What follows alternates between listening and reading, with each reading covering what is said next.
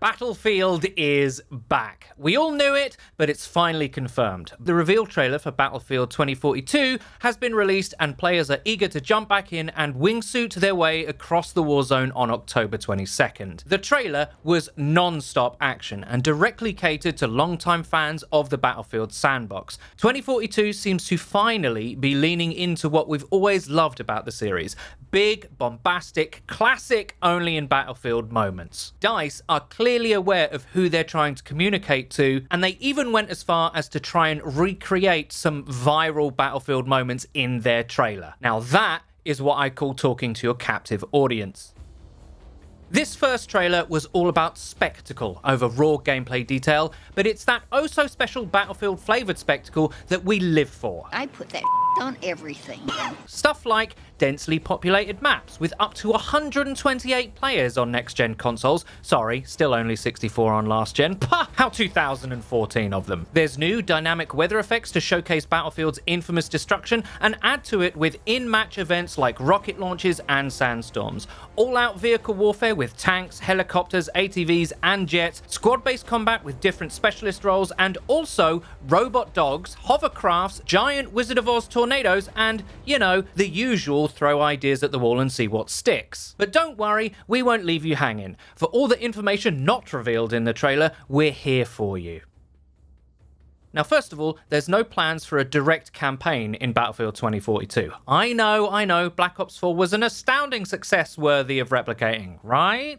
However, that doesn't mean that they won't have a story. As a confirmed live service game, it's likely they're pushing into more episodic adventures closely resembling Warzone events, and based on Battlefield 1 and 5's campaign history, 2042 might be even more suited to that than COD has been in the past. Battlefield have also decided to take a page from COD's playbook by integrating more customization into the game, allowing variation within the classes in the form of named specialists. Each specialist has a class-specific gadget and trait, but you now have the option to choose any primary, secondary, and grenade you want in the game. None of the weapons are class-locked like in previous games, so I can finally be the shotgunning sniper medic I have always dreamed of being. So far, we have the classic Battlefield classes, Assault, Engineer, Support, and Recon, with 6 more to be announced. Each class also seems to offer some fundamental gameplay changes. The Assault Specialist, for example, has the Nimble passive and a grappling hook gadget. Nimble allows the player to have increased agility while aiming or ziplining, and the grapple hook allows players to traverse up rooftops or swing themselves around like Spider-Man or Rico from Just Cause. Wait a minute, grappling hook, wingsuit, extreme weather? Is this Just Cause Online? More than just talking about the Assault class, the Engineer has a swanky turret,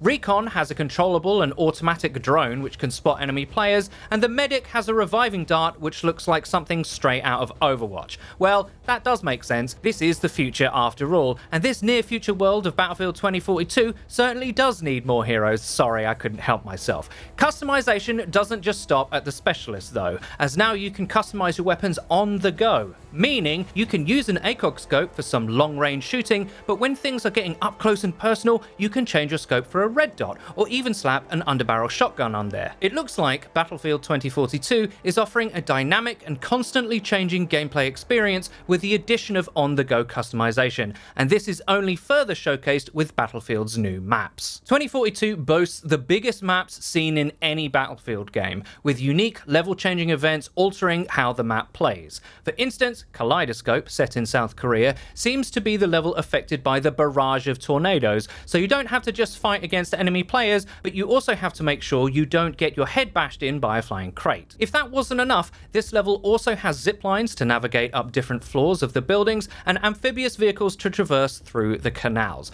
Battlefield, this time round, is throwing warfare at you in any form they can possibly think of. And as fans of the series will know, that kind of thing leads to highly emergent gameplay. Unfortunately, for last-gen consoles, the map size will be reduced for 64 players, but at least this shows that Battlefield are focused on making this game a next-gen gaming experience.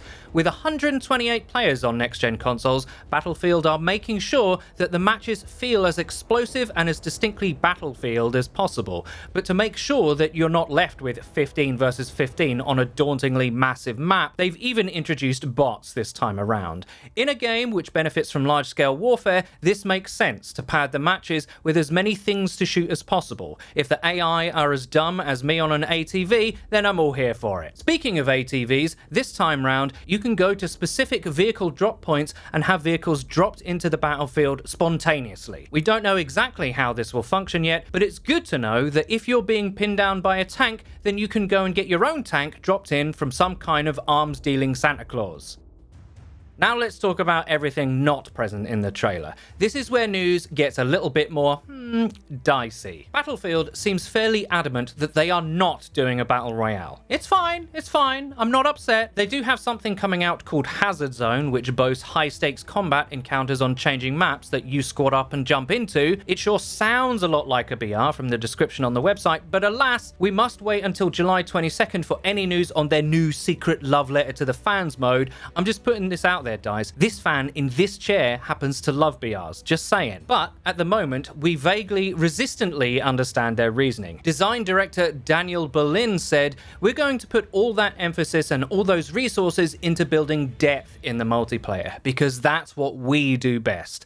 And indeed they do. However, with no explicit mention of crossplay either, it's tough to say what direction they're taking this multiplayer in the modern market. With their clear emphasis on trying to capture the most spectacular only in Battlefield moments and listen to what the community has always loved about their game, this direction might be their best chance of tunneling their own way into a subset of the market, rather than competing with the titans already dominating the BR space.